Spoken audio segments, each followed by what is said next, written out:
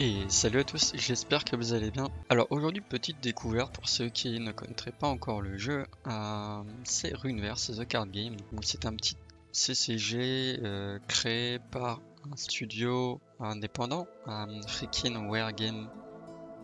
Ouais, voilà, Freaking Wargames. Alors c'est clairement un jeu assez similaire en fait à Hearthstone tout simplement. Donc vous avez le gameplay carte ici qu'on a l'habitude de voir sur Hearthstone, et ici le Sea Brawl en anglais, bataille navale en français, ressemble assez au Battleground finalement de Hearthstone. J'ai vraiment adoré ce jeu là durant la early, même là maintenant tout de suite, depuis la release qui s'est fait le 15 il me semble, ou le 12 de ce mois-ci. Alors je sais que vous êtes beaucoup être venus vers moi pour avoir mon deck, pour avoir même les autres aussi. Aujourd'hui, je vais vous présenter mon deck favori. Je vais continuer à travailler sur les autres decks. Comme vous avez pu le constater, hein, j'ai pris 2 jours de repos. En 2 jours de repos, il m'a mis 1000 points dans la vue. Plus de 1000 points, hein, il a récupéré 1800 points. 1600 points. Ouais, 1600 points il a récupéré en 2 jours. Voilà, donc il faudra que je m'y remette, hein, parce que sinon je vais finir à l'ouest. En ce qui concerne mon deck, du coup je vais vous le présenter, et puis on va se faire une game après pour essayer de vous montrer les détails du deck, comment ça fonctionne, comment counter les adversaires, comment... Voilà, essayer de calculer un petit peu tout ça. Voilà, celui-ci c'est mon deck. Si je commence à enlever des cartes dedans, ça va pas le faire par contre. Voilà. Donc vous avez la rune de la sagesse. Donc, attendez, déjà avant toute chose. En fait, il est basé sur les damnés. Et il est basé sur Tour d'Aran. Voilà. Ensuite, ici vous avez les runes de la sagesse. Vous en avez 2. Le dévoreur côté damné, vous en avez 2. Hibou Charmer côté Tour d'Aran, vous en avez 2. Pareil pour le voleur mystérieux. Explosion mortelle, très intéressant, ça permet de traverser les shields et de one-tap n'importe quel adversaire. Peu importe la vie qu'il a. Donc ça peut être très intéressant pour tuer tout ce qui vole, tout ce qui a un shield, etc. assez rapidement. Et prendre en fait le dessus sur un board. Le chaudron peut être très efficace, très explosif. Pas besoin de le mettre quand vous avez 10 points d'énergie, hein. Vous pouvez le mettre quand vous en avez 5 ou 6. Ça va choquer l'ennemi, ça va l'empêcher de jouer son tour comme il le désirait. Ça peut permettre de faire pas mal de choses différentes, hein. Donnez-le un truc qui vole et vous allez faire des chocs à pic si la personne en face elle a rien pour counter. J'ai pris ça parce que ça permet d'avoir une provocation. Par exemple, dès qu'il met un personnage volant, vous allez pouvoir, par exemple, le forcer à attaquer votre champignon. Et donc à mourir. C'est assez efficace par rapport à ça. Il est assez efficace aussi parce qu'il a 2 points d'attaque, 3 points de vie. Surtout les 3 points de vie. Très rapidement, vous allez pouvoir le transformer en 4.5. Je vous montrerai comment après. Relique de corruption, donc ça vous permet de piocher en vous infligeant des dégâts. Alors tout le but de ce deck là est basé là-dessus, hein.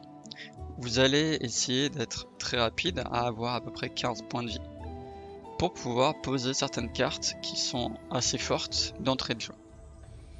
Il y en a d'autres qui sont très fortes, qui peuvent être posées d'une manière différente grâce aux runes. Et vous pouvez aussi grâce aux runes créer des monstres très rapidement, très puissants. Voilà, je vous expliquerai tout ça en temps et en heure.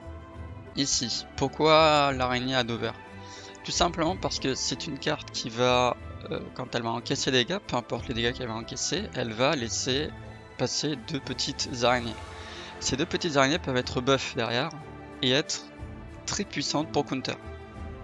Ça paraît pas comme ça, hein, parce que de base elles sont 1-1, mais vous pouvez les transformer en 15-1 par exemple, si vous avez le combo possible. Très important. Le maître des runes Iseverius, très important. Cette carte va vous permettre justement de doubler vos déclenchements de runes. Alors, Certaines runes va consommer 2 points de vie pour pouvoir proc par exemple un effet. J'ai pu constater, je ne sais pas si c'est un bug, que certaines runes ne se déclenchent qu'une fois au niveau des dégâts, mais ont quand même leur effet escompté 2 fois. C'est-à-dire, par exemple, si je prends Lien du Sang, Lien du Sang va m'infliger 2 points de dégâts et donner 4-4 à un serviteur au lieu de 2-2. Voilà. Vous avez des petits tips comme ça. Pareil pour du coup la rune du corps nu. Par contre, si vous prenez la rune Saut Infernal, lui, bordel, lui va vous infliger 6 points de dégâts. Donc là, attention à ça. Hein. Attention à ça, je ne sais pas de quel côté est le bug. Est-ce que c'est ici, ou est-ce que c'est là, ou est-ce que c'est voulu par les développeurs. Mais effectivement, ça du coup, c'est beaucoup moins puissant. Ensuite, Éloge Funèbre. Alors ça va vous permettre en fait de détruire une cible et de donner toute son attaque à tous les autres sur le board. C'est-à-dire, imaginons j'ai, je sais pas, le maître des runes, j'ai pu enclencher avec Lien du Sang, donc il a 4-4 en plus. Ici il est à 7-8. J'ai mes 2 petites araignées qui ont pop, et il me reste 14 points de vie sur l'ennemi. Et il a pas de board. Eh bien, je vais détruire du coup mon maître des runes qui va donner 7 points d'attaque à mes 2 petites araignées 1-1. Elles vont se transformer du coup en 8-1 chacune et ils vont pouvoir du coup finir la cible. C'était de ça dont je voulais vous parler au niveau d'un des combos. Le volatile va vous permettre d'infliger 2 points de dégâts à vous-même et à l'ennemi d'en face et d'avoir 3 points de vie, 3 points d'attaque. Si vous avez le Lien du Sang, n'hésitez pas à le mettre sur le volatile, ça lui permettra de résister à tout ce qui est AOE à 3 points de dégâts. Parce que majoritairement, toutes les AOE ont 3 points de dégâts. Majoritairement. Ensuite, Elemental Runic. Alors, celui-ci est une carte qui peut être très puissante d'entrée de jeu si vous arrivez à la voir et à la compléter avec 2 autres runes. C'est-à-dire, pour chaque rune posée sur le board, vous récupérez 2 points d'attaque, 2 points de vie. Au maximum, elle monte à 7-7, puisque vous pouvez poser que 2 runes. Mais 7-7 en early comme ça, ça calme beaucoup de gens. Donc, majoritairement, ils vont cramer quelque chose pour défoncer votre mob en un coup, ou voilà. Ils vont essayer le dispel, ou ils vont être obligés, parce qu'en early, ça va faire très mal. Lien du Sang, donc je vous laissais déjà montrer cette carte très puissante. Glaciation, autre carte excessivement puissante dans le deck. Elle permet en fait de freeze les ennemis. C'est-à-dire qu'au prochain tour de défense, elles ne pourront pas défendre et elles ne pourront pas non plus attaquer au prochain tour d'attaque.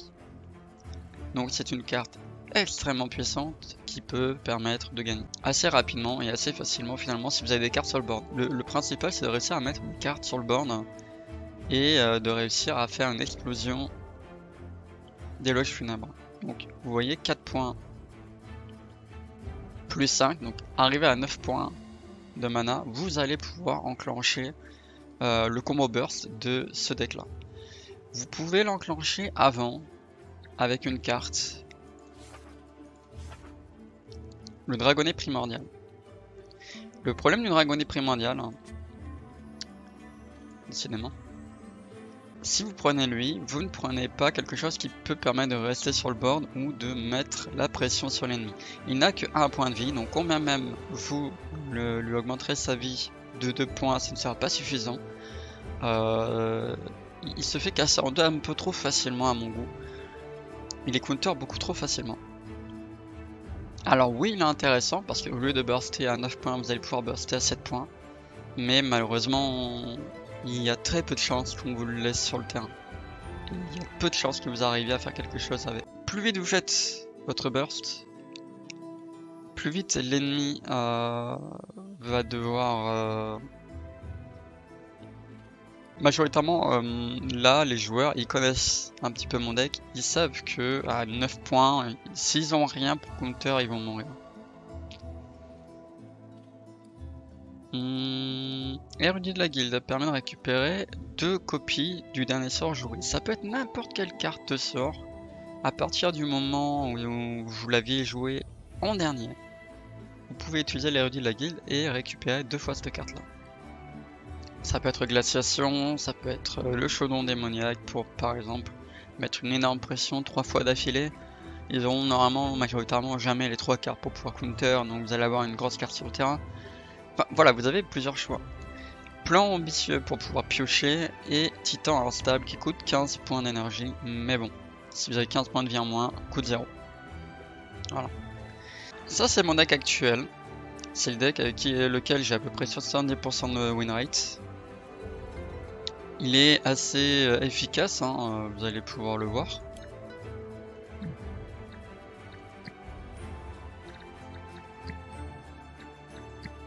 Donc là j'ai fait 3 défaites. Mais derrière, j'ai engrangé pas mal de wins par exemple. Voilà. Et c'est contre majoritairement, c'est quand même contre des joueurs qui sont mythiques. Hein. Donc on t'en regarde. Ici, je suis à 71% de taux de réussite avec mon ancien deck en early, qui était très puissant, mais il a été nerf, un truc de folie, donc il ne sert plus à grand chose. Et ici, celui-ci c'est pareil, c'est un deck que j'avais créé en early, mais que j'ai beaucoup plus utilisé maintenant. Qu'est-ce qu'on a d'autre? Donc le jeu se veut, je vous ai présenté un petit peu le deck, puisque beaucoup me l'ont demandé. Je vais vous montrer maintenant ce qui est disponible sur la page de présentation du jeu. Ici, donc vous pouvez visiter la boutique, vous avez votre argent, etc.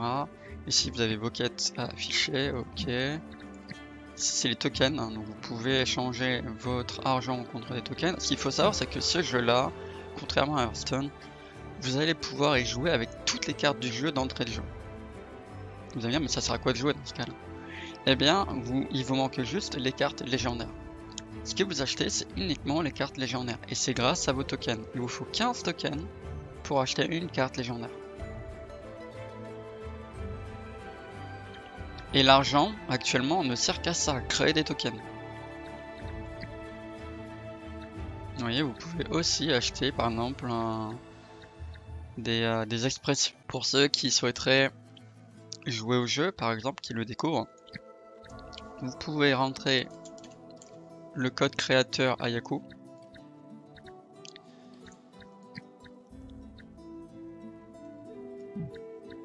Et ici, code promotionnel, vous pouvez rajouter donc 6 brawls.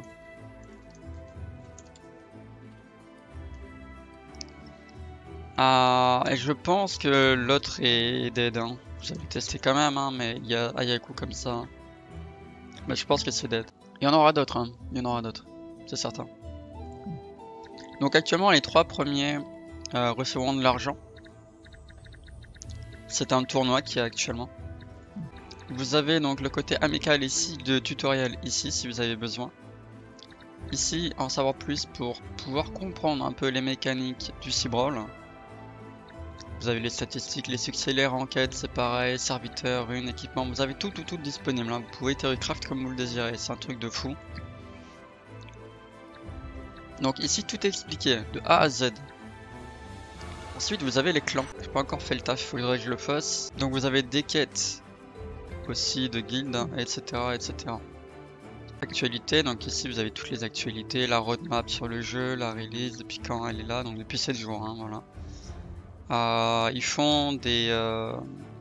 Ils ont énormément de choses pour calculer quelle carte est un peu pétée ou non, et permet de win un peu trop facilement. Et ils travaillent pas mal là-dessus, hein, sur l'équilibre du jeu. Depuis la early, je travaille avec eux et très sincèrement, ils font un taf monstrueux.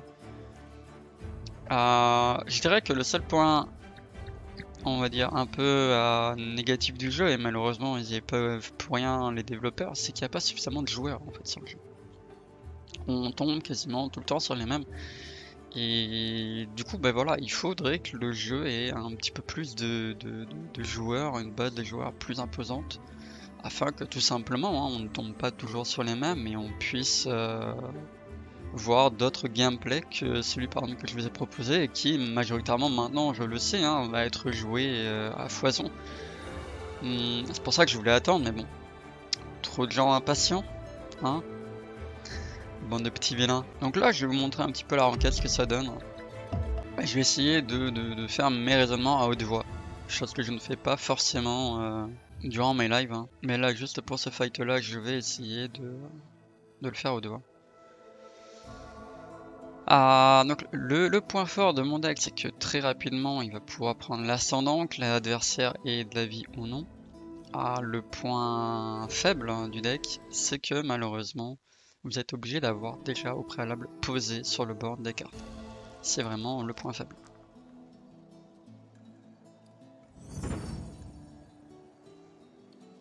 Donc là, en majeure partie du temps, ce que j'aime bien avoir, c'est des cartes entre 2 et 3. Titan instable par exemple, j'en veux pas, tu vois. Titan instable, on n'a rien à faire là, quoi. Début de game, ça pue.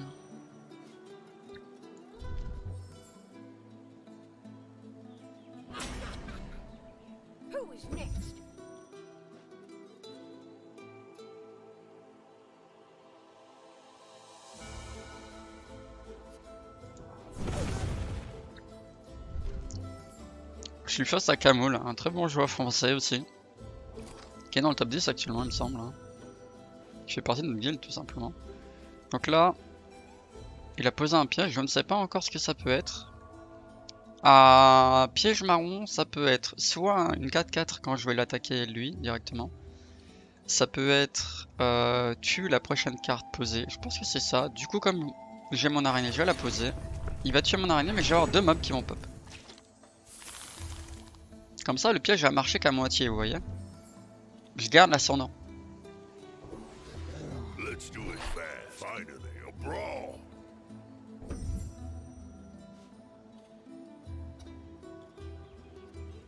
Donc là, soit je continue à essayer de lui mettre la pression, c'est-à-dire je prends le hibou et je réduis ce mob là à 0, enfin à 1 du coup. Soit je m'en fous un peu. Pour le moment il a pas beaucoup de dégâts, je m'en fous un peu royalement en fait.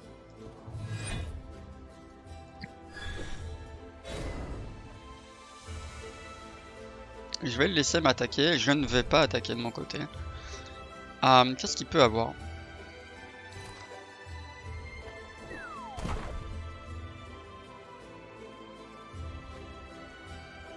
Donc il a remis son piège, je ne sais pas lequel c'est entre les deux, comme d'habitude. S'il m'attaque, ok, donc c'est pas celui que je pense. C'est encore le fameux je pose ma carte, elle va mourir. J'en suis persuadé. Alors du coup, là par contre, je vais choisir le hibou.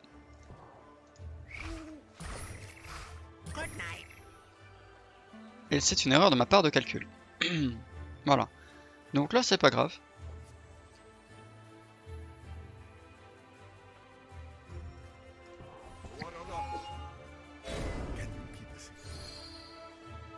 C'est pas grave. On ne va surtout pas attaquer, hein, ça sert à rien.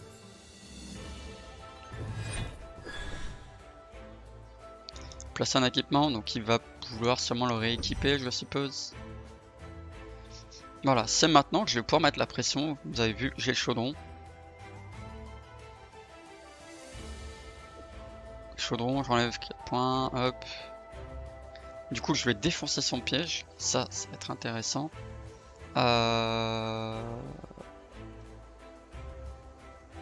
J'aimerais juste faire en sorte que lui ne meure pas. Cette carte là, elle évolue de 2 points plus 1 à chaque fois. Hop. J'aurais dû utiliser le dé.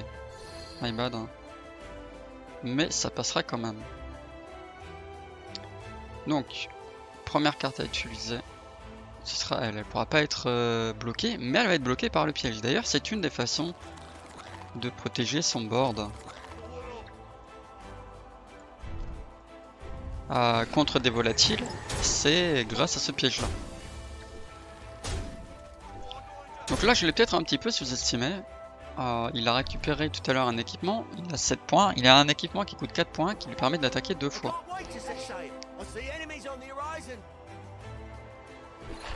Mais là il a pas ça en main. Ok. Mais il va quand même un burster. C'est une énorme erreur hein, de faire ça. À part s'il y a quelque chose pour se défendre derrière, parce que, bah voilà, non. Là, en fait, là, il est mort. Malheureusement pour lui, là, il est mort. Il m'a sous-estimé de ouf. Toujours avoir face à moi de quoi se protéger un minimum, parce que, bah, sinon, vous prenez le burst. Voilà.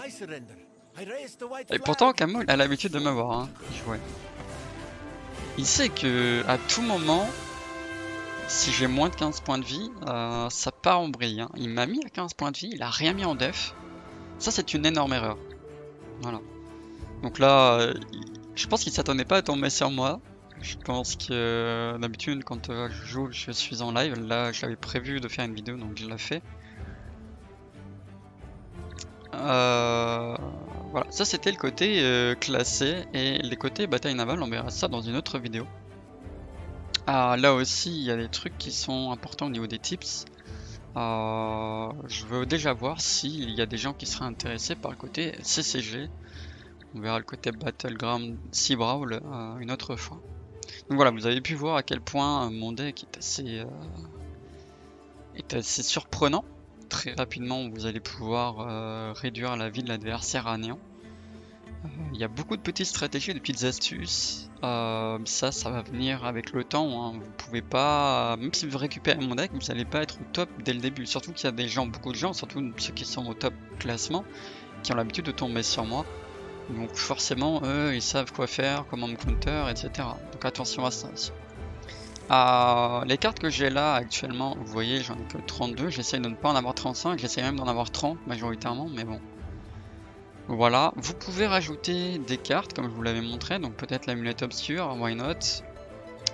S'il y a beaucoup trop de decks en AOE en face, vous pouvez prendre le marécage putride, mais attention, s'il y a un shield, ça sert à rien, majoritairement, et comme tout le monde joue Val actuellement, ça sert pas à grand chose. Sinon vous allez trucider vos mobs pour péter les shields et après utiliser ça, mais au final... Voilà. De toute façon, votre but, vous, c'est de tenir le board. Donc, si vous n'arrivez pas à le tenir, malheureusement, ça va être difficile. Qu'est-ce qu'on a d'autre? Il y a plusieurs cartes hein, qui peuvent être intéressantes. Lui, why not, la Wham de mana.